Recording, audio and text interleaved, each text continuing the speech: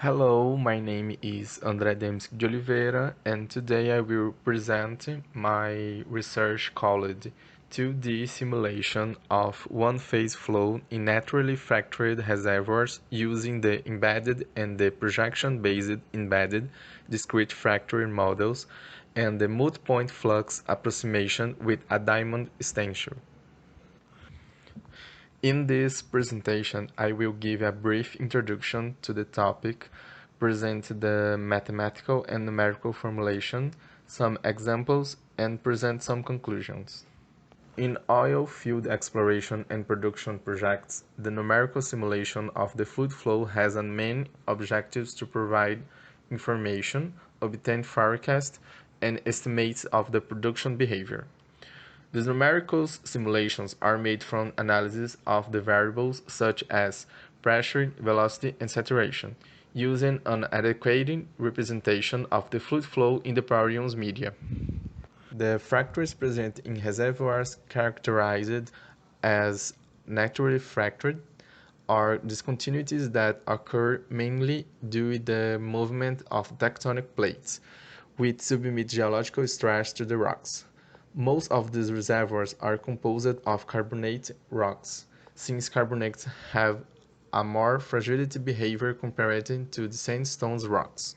For a reservoir to be considered as a naturally fractured, it is necessary that the fractures present in these reservoirs significantly interfere in the fluid flow, affecting its apparent permeability and presenting a behavior different from the conventional one, since these fractures can act as channels or barriers to the flow.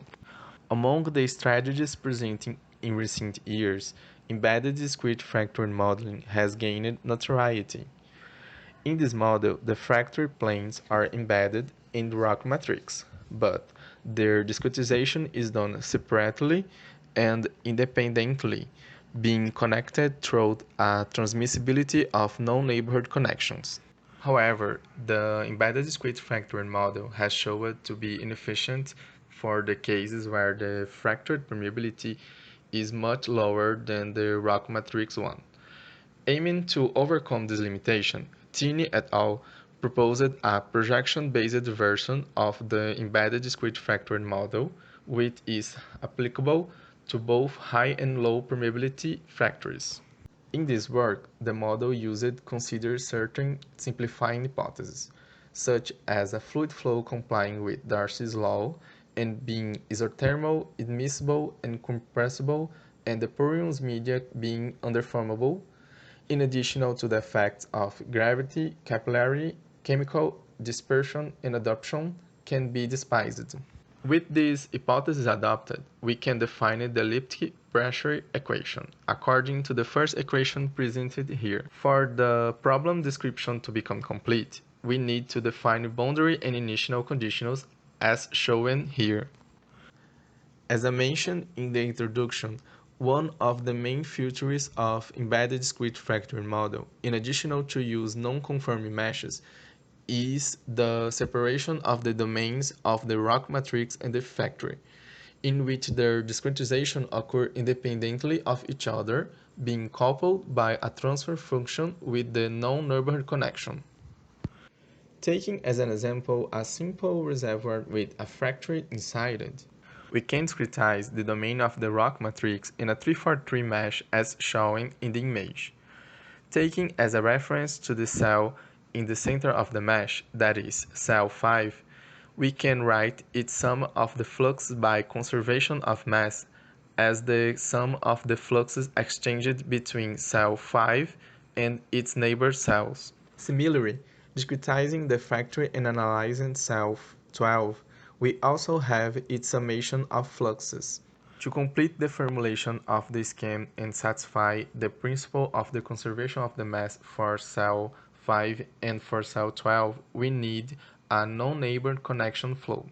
Lee showed that the matrix mesh and the fracture mesh can be coupled using a transfer function. From a mathematical point of view, the transfer function is a source term between the fracture and the matrix, which can be defined as a connectivity index multiplied by the permeability tensor multiplied by the pressure variation between the fracture and the matrix.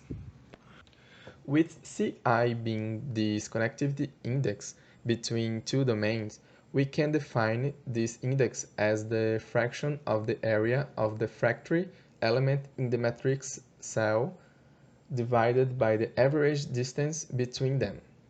This average distance can be calculated both numerically and analytically. In projection-based embedded discrete fracture model, the fractured cell F is projected at the interface of the neighboring cells in the x and y directions. Therefore, connections of this fracture with neighboring rock matrix cells are added, whose transmissibility can be defined as shown on the screen. The discretization of the pressure equation is made through the mode-point flux approximation with a diamond extension. Aiming to obtain the flux expression for one edged in a 2D polygonal mesh, we can construct the diamond extension as shown here. And we use a linear preserving radiate interpolation for the vertex pressures.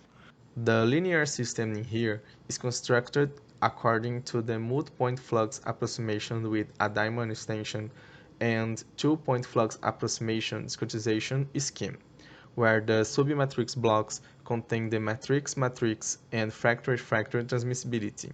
The off-diagonal submatrix contain the transmissibilities between the fracture and the matrix. It is important to highlight that the linear system above is solved using a partial iterative linear solver to obtain the pressure field. In this example, we have two diagonal fractures with the aperture and the rock matrix and fracture permeability as shown in the screen. In order to evaluate the robustness of our formulation, we have compared our results with the results obtained using the mode-point flux approximation with a diamond extension and hybrid gridded model, a method presented by Cavalcante et al. So we used a structured mesh with 2,500 control volumes for embedded discrete fracture model and projection-based embedded discrete fracture model. And for the hybrid grid model, we used an unstructured mesh with 2,525 control volumes. Here, as we can see, there are the pressure field results for the three method and models combinations. The results are quite similar qualitative to the reference case. The image shows an accentuated pressure gradient evidencing how the presence of the fractures modify the pressure field on the domain. Finally, using the same configuration and geometry shown in the case 1, modifying only the permeability of the fracture like the scheme showing here, that is, a channel fracture changed to a barrier type, we can see that in the embedded discrete fracture model result, the barrier influence not appeared. This problem is already known in the literature, that is not suitable in cases where the fracture permeability value is much lower than the rock matrix permeability value.